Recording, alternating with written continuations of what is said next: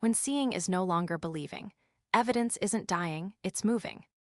For 150 years, a photo or a video could settle an argument in courtrooms, in newspapers, in history books. Generative AI has broken that pact. Our thesis: detecting fakes is a losing race, but truth isn't disappearing. Trust is migrating from pixels to cryptographic signatures and professional verification. The thesis: for a century and a half, the image was the gold standard of public truth. A photo could convict in court, open a newscast, and fix the historical record. That privilege is over. A deepfake, synthetic video or audio impersonating a real person is now indistinguishable from the real thing and costs pennies. Our thesis has two parts. First, the race to detect fakes is technically lost, and the sooner we accept it, the better. Second, this does not mean nothing can be believed anymore. It means trust is changing address. It no longer lives in the pixels, it lives in provenance: who captured the file, who signs it, who verifies it. It is a hard transition. But it is not the end of truth. It is the end of a shortcut that lasted 150 years. The losing race of detection. A deepfake detector is a program trained to tell real images from synthetic ones. In the lab, the best ones approach 96% accuracy, according to industry compilations. In the real world, they collapse. The Deepfake Eval 2024 benchmark, built from actual fakes found in circulation, recorded performance drops of 45% to 50% in the most cited detection models. The problem is structural, not an engineering bug awaiting a fix. Every detector learns the flaws of the generators that already exist. Every new generator removes exactly those flaws. The forger always moves last, and with the advantage. A recent academic paper says it in its title. This is an unwinnable arms race, Archive, 2025. Humans do worse. In an experiment by the verification firm iProve, 2025, only 0.1% of some 2,000 participants correctly identified all the real and fake content shown to them. And the cost is already tangible.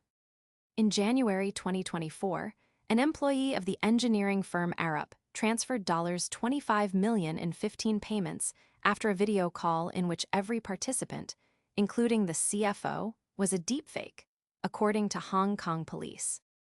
Cloning a voice takes between 3 and 30 seconds of public audio, as CBS News and the FBI have documented. The agency attributed $352 million in losses among Americans over 60 to AI-assisted scams in 2025 alone, according to U.S. press reports. Deloitte projects that generative AI-enabled fraud will reach $40 billion in the U.S. by 2027. The most effective response today is a humble one: families agreeing on a code word to verify each other over the phone. Shared secrets are cutting-edge technology again. The Liar'S Dividend. The most corrosive effect of deepfakes is not that we believe lies. It is that the guilty can deny truths. Legal scholars Bobby Chesney and Danielle Citron named it the Liar'S Dividend. When anything could be fake, shouting "it's a deepfake" costs nothing. The data is in. A study published in the American Political Science Review, Skiff and Buono, ran 5 experiments with more than 15,000 U.S. adults. The result: when a politician responds to a real scandal by claiming misinformation, their support goes up. And it works better than apologizing or staying silent. The one piece of good news: the excuse still performs poorly against video evidence. That shield, however, weakens as deepfakes become normalized. The dividend is already being collected in court. The defense of a January 6 Capitol riot defendant suggested video evidence could be deepfaked, and Tesla's lawyers went as far as arguing that recorded statements by Elon Musk should not be admitted because they might be synthetic. Our read: the main damage is not done by the viral fake video, but by the cheap doubt that contaminates every true one. Sign the origin, don't chase the copy. If detecting fakes is unworkable, the alternative is certifying what is authentic.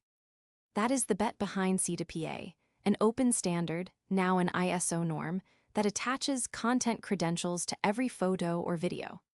A cryptographically signed history recording which camera or which AI model created the file and what edits it underwent. Adobe, Google, Meta, OpenAI, Sony, Nikon, and Leica are on board. The initiative claims over 6,000 members. Leica was first to bring it to hardware. Its M11P camera has signed every image at the moment of capture since 2023. But the limits are serious, and they must be told. 1. Almost no smartphone signs its photos natively. Samsung's Galaxy S25, for example, only labels AI-edited images. The vast majority of the world's content is born without credentials. 2. Most social networks strip that metadata when recompressing images. The chain of trust breaks exactly where it is needed most. 3. Cryptography fails too. Nikon suspended the feature on its Z6 III and revoked its certificates after a signing vulnerability was discovered in September 2025. And we would add a design risk. The absence of a signature must never become proof of falsehood. If it does, we will penalize the witness with an old phone against whoever controls certified cameras. CORTS and Newsrooms REARM. The two institutions that live off visual evidence are already under renovation. In U.S. federal justice, the Advisory Committee on Evidence Rules decided not to amend. For now, the rule governing the authentication of evidence, Rule 901, but proposed a new Rule 707. Machine-generated evidence would have to pass the same reliability filter demanded of a human expert witness. The committee vote is scheduled for May 2026. If it clears the full process, it would take effect in December 2027. The underlying message is clear. Video no longer authenticates itself. You will have to prove where it came from. In journalism, the Associated Press bans generative AI in its news photography and requires verifying and labeling any synthetic material it reports on. Outlets such as the BBC, AP, Reuters, AFP, and the New York Times have begun publishing images with content credentials, according to the Standards Initiative, and Reuters is piloting with Canon and the Starling Lab workflows that certify a photo from the lens to the page. Photojournalism is not dying, it is being revalued. The signed agency photo will be worth more than ever against the anonymous flood. Our red, less apocalypse, more plumbing. Time to separate panic from data. The Knight First Amendment Institute, Columbia University, analyzed 78 election deepfakes from 2024, and its conclusion dismantles the dominant narrative. Cheap fakes made without AI, crops, false captions, out-of-context videos appeared 7 times more often than AI-generated content. Harvard's Ash Center titled its election review, "The Apocalypse That Wasn't." Disinformation is above all a demand problem. We want to believe what proves us right, not a technology supply problem. That is why we hold to our measured optimism. In the short term, the problems are real and will grow. Industrialized fraud, the liar's dividend, slower and costlier litigation.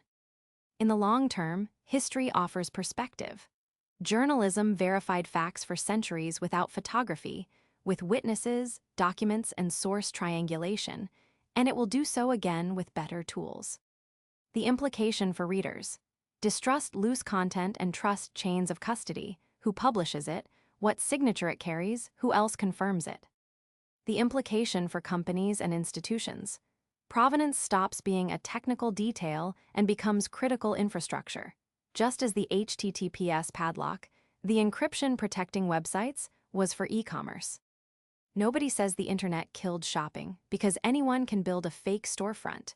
We built trust plumbing, and online commerce flourished. The same will happen with images. Seeing will no longer be believing. Verifying, though, will be easier than ever.